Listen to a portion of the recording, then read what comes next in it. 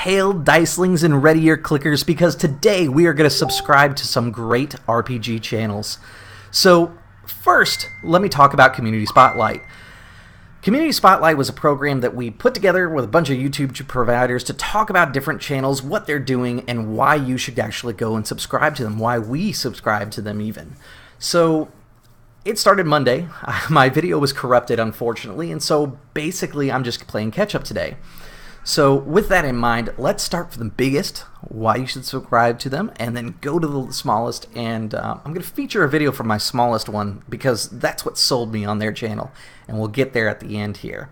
So the first thing that I'm going to talk about is Dawnforgedcast. If you've been following me for a while, you know that I recently completed up the Sands of Al-Qadir campaign with them. It was a lot of fun, and I really want to talk about this because in the past I made a video talking about Patreon and paying for your way into games, and I was originally kind of against it. Let me talk about how my opinions have shifted since playing for the man that I talked about with that structure in mind.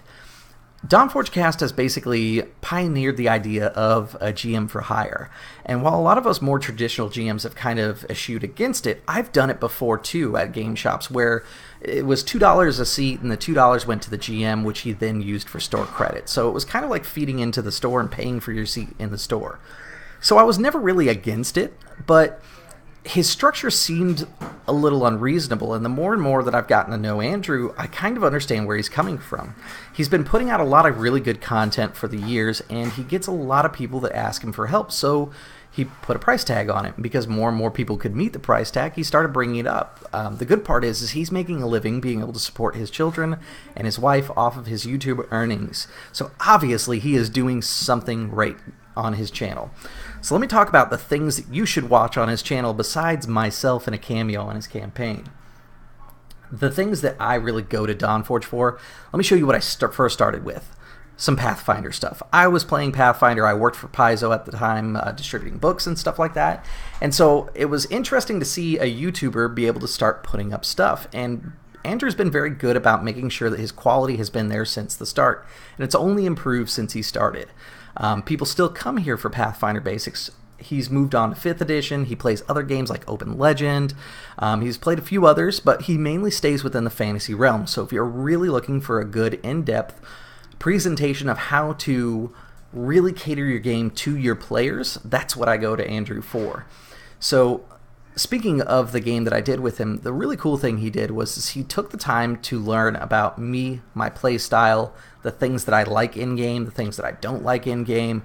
He gave me a signature magic item based upon some role play that I did, and really making my character feel like he was important to the world, or at least to the group that he was in.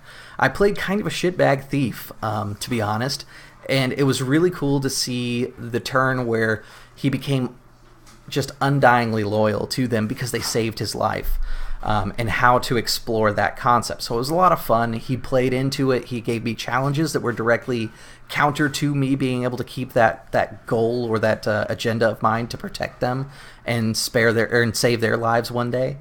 But that's the kind of stuff that you want from a GM. I will say he is less audience orientated. He's more player orientated, and I think that's a good thing, especially for his players. He focuses more on their enjoyment than necessarily the audience's enjoyment. Sure, there's jokes and things like that, and people interact with the chat, but when he is on spot talking about the game, he is on spot talking about the game. I've actually taken this on with the channel, and I've stopped opening chat as the GM, and I let my players in the chat, but I don't interact with it myself, because it lets me stay more focused on the story that I'm trying to tell. And I really like that. I think that that's a really great point to take away from his channel. He also does a couple of series that are pretty popular. Be a Better Game Master and How to Be a Better Player. Both of those are really good for tips, tricks, and pointers. He also does a monthly shout-out questionnaire type thing for Twitch. Definitely cool. It's an easy, free way to interact with him. You just find him on Twitch and subscribe to him. So speaking of Twitch, I'm going to talk about my number 2 channel here to spotlight, Unmade Gaming. Right now, he's actually hosting Encounter Roleplay. This is one of the things that I really like about the Unmade Gaming channel is that they are super community focused. They host other games. They've hosted my Blades in the Dark game when theirs is done because we play on similar days but different hours. So with that in mind, these guys have been really good about building and supporting the Twitch community, helping each other out. I know for myself, when I started on Twitch, I went over to the guys that run Unmade Gaming and I said, hey, let me see your channel. How do you guys do it? What are you guys doing right? What can I learn from? Because I really would like to try Twitch. And it's been great. They've been super helpful, and so I'm featuring them because they're personal friends of mine. So if you get a chance, make sure you follow them, make sure you subscribe to them. These guys are awesome, and you can see some great content. They play Blades in the Dark, and they do a really great job of it. Unfortunately, our schedules haven't lined up, but we've been trying to see if we could get me on their channel for a little bit, maybe for a short mini campaign or something like that. So I'm really excited about that. Hopefully that works out, and if it does, I'll keep you guys aware because I love doing cross-channel stuff, especially when I get to play. So the next channel that I want to talk about is Nerd Immersion. So part of this is that we were getting together as groups, and some of the smaller channels we didn't know each other. Nerd Immersion happens to be one of the channels that I didn't know anything about.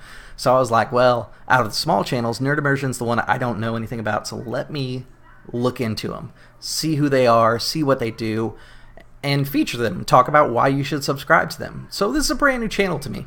I can't touch and talk about the breadth of all their experience as much as I can the other channels, but I've been filtering through their videos. Their video quality is similar to mine. It's kind of a one-shot, low editing for a lot of stuff. There are some videos where he takes time and does more editing, like the Community Spotlight one is a good example of more editing, but like when it comes to live plays, it's raw, it's straight, and it's good. It's a lot of them having fun with each other.